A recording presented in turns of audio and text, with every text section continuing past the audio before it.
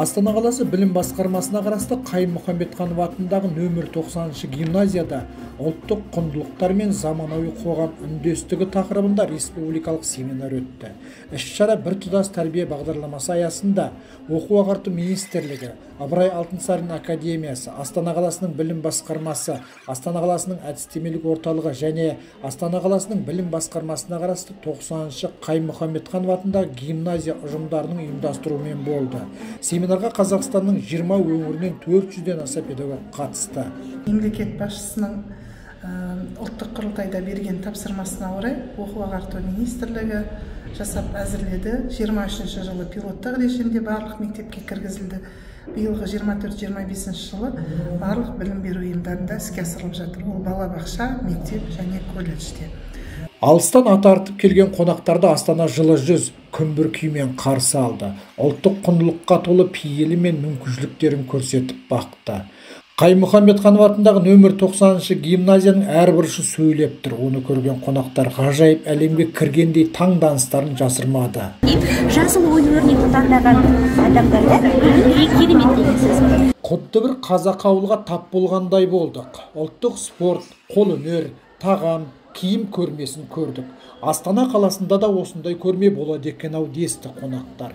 Келесі кезекте тәжірибе алмасу алаңына өтті. Республикалық семинардың басын Астана қаласының мәслихат депутаты Естек Қанат Ғалымжанұлы ақ тілегімен бастап берді. Енді жаңа мектепте көріп отырсыздар өздеріңіз.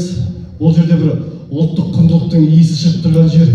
Қонақтар 5 топқа бөлініп, өзара сайысқа түсті. Арнайы сұрақтар қойылып, оны топпен шешу жолдары қарастырылатын хакатон ұйымдастырылды. Басында түсініңкіремей абдырап қалғанымен тез іліп әкетті. Қыза келе кей кісілерді әзер тоқтатқан кездер болды. Тәжірибе алмасу тәсілі жайлы қонақтардың сөздерін тыңдадық.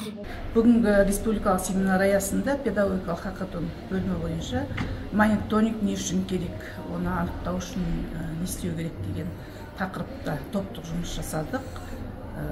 4 алгоритм бойынша топ мүшелері өздерінің ойларымен бөлісті, тәжірибе алмастық.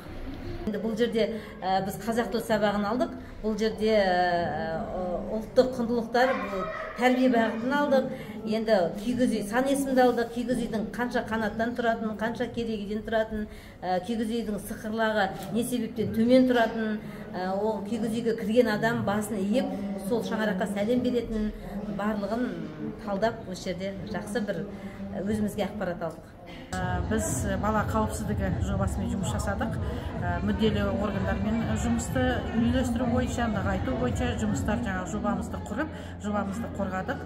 Өте тартымды, тартысты семинар өтті бүгін. Бірінші күні тәжірибелік алаңдарда өзіміздің қоржынымызға керекті ақпараттарды толықтырдық.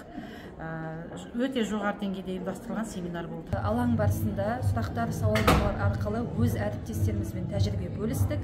Сол тәжірибенің негізінде жалпы сауалнамалардың аясында ата-аналарды заманауи технологиялармен, жаңашылдық платформалармен, жаңашылдық жаңағы әдіс тәсілдер арқылы мектеппен ынтымақтастықты қалай орнатуға болатындығы жөнінде біз көптеген тәжірибе алдық деуімізге болады. 12-15 минутта қалай жүргізуге болады. Оның ішінде ата-ананың сауалнамасының маңыздылығын түсіндік, мониторингтің маңыздылығын түсіндік. Қанша пайыз қолданамын деп ойлайсыздар?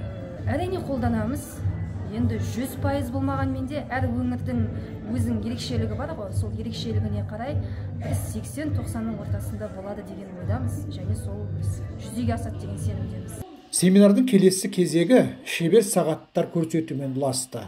Біз Астана қаласы Қайым-Мұхамбетханов атындағы 90-шы гимназиясының бастауыш сынып мұғалімі Гүлдана Атшабарқызының сабағына кірдік. Жазда ауылға барғанда қарлығаштың ұясын көргенмін. Сағанымен тәуелдейлі сағатесімді көріп көрші. Заттың біреуге тән екенін білдіретін жаңаларды тәуелдік жаңалар дейміз. Сөздер тәуелдегі тәріпті септеледі. Бүгін біздің мектебіміз үшін үлкен бір ерекше оқиға. Республикалық біртұтас тәрбие бағдарламасы аясында семинар болды. Сол семинарда өңірлерден келген әріптестеріміз біздің осы мектебіміздегі Қаймұхамедханов атындағы мектебімізде ұлттық кабинеттің ашылуына куәгер болды. Бағдарламаның өзегі әділетті Қазақстан, адал азамат, озық ойлы ұлт іштағанымен сабақтасады. Жалпы бағдарлама 6 құндылықтар топтамасынан күнделікті атқарылатын, ай сайын, апта сайын атқарылатын жалпы 7 қадам, 6 жоба, 34 сынып сағатынан тұрады. Бағдарлама бойынша әрбір апта сайын атқарылатын іс-шаралар ол білім мазмұны арқылы, яғни сабақтың мазмұны арқылы, оқу ортасы арқылы және әлеуметтік жобалар арқылы құрамдалған. Біртұтас тәрбие бағдарламасының мәні ұлттық құндылықтар мен сабақтасуы. Оны оқу үдерісінде қалай кіріктіруге болатыны жайында қазақ тілі мұғалімі Рамазанова Назерке, тарих мұғалімі Аманжолова Майгүл, физика мұғалімі Сағынтай Айдана, орыс тілі мұғалімі Кабулова Бибігүлсім, биология мұғалімі Тұрдалы Аяжан, көркем еңбек мұғалімі Әбдіғалиева Күнсұлу ұстаздар өз тәжірибелерімен бөлісті. Білім айнасы Астана қаласынан Қуантай Амантайұлы.